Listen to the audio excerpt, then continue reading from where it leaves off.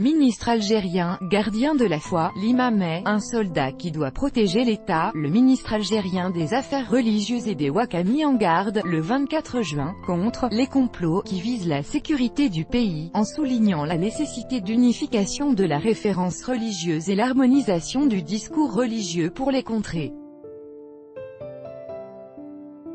Le responsable a estimé que les imams avaient un rôle important dans cette tâche. L'Algérie est menacée dans sa sécurité par des idées religieuses étrangères à ses valeurs ancestrales, et il est nécessaire de les arrêter par l'unification de la référence religieuse et l'harmonisation du discours religieux entre tous les acteurs de la société, a déclaré Mohamed Aïssa, le ministre des Affaires religieuses et des Waqf, le 24 juin, dans la ville de Tiaret, à l'occasion de la rencontre nationale sur le discours religieux, à la lumière des défis actuels entre tradition et exigence du renouveau. À cette occasion, le ministre a souligné le rôle que devraient jouer les imams pour contrer ces complots qui visent le pays, selon l'Algérie Presse Service (APS). L'imam doit contrer ces complots au moment où les tenants du discours se multiplient, les idées interfèrent, le danger et l'interférence augmentent et la remise en question du citoyen sur sa religion, sa foi et sa révolution, a déclaré le ministre algérien. Considérant comme primordial le rôle de l'imam dans cette lutte contre ces idées religieuses extrémistes qui menacent la stabilité du pays, le responsable algérien a estimé que ce dernier est un soldat qui a le devoir de protéger l'État, complétant ainsi le rôle des membres de l'armée nationale populaire, en élevant le moral du peuple et en faisant en sorte qu'il sauvegarde sa foi et sa patrie en lui évitant les appels de l'intégrisme.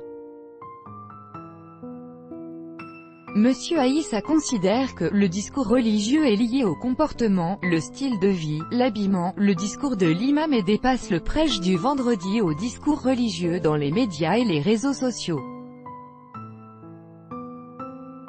À cet effet, il a affirmé qu'Internet doit être investi par les imams pour toucher la plus grande frange de la société, et ce à travers la diffusion de prêches et de fatwas sur les réseaux sociaux permettant de corriger ce qui est corrompu par les plans visant la destruction de la citadelle de l'islam en Algérie.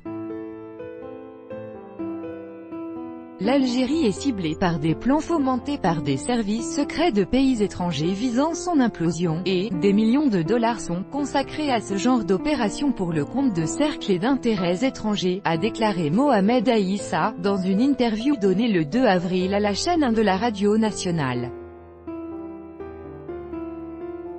Les plans mis en œuvre par ces services secrets étrangers, explique le ministre, commencent par affaiblir le contrôle de l'État sur ses frontières, avant de manipuler les gens en utilisant la religion.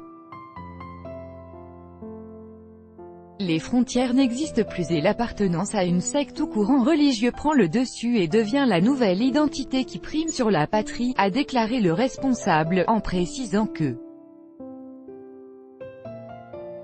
ces complots visaient la partition de l'État-nation en petits États sectaires à travers une guerre par procuration que se livreront des factions religieuses, à travers l'introduction de nouvelles doctrines religieuses.